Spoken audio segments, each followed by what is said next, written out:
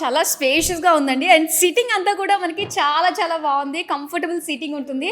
And ఇక్కడ view కూడా చాలా బాగుంటుంది. రోడ్ సైడ్ వ్యూ అనమాట సిట్టింగ్ ఇచ్చారు. బ్యూటిఫుల్ కదా. సోఫాస్, డైనింగ్స్, ఎక్కడ పడితే అక్కడ చూడొచ్చు మనము. Ice cream. Here's how we make the better ice cream.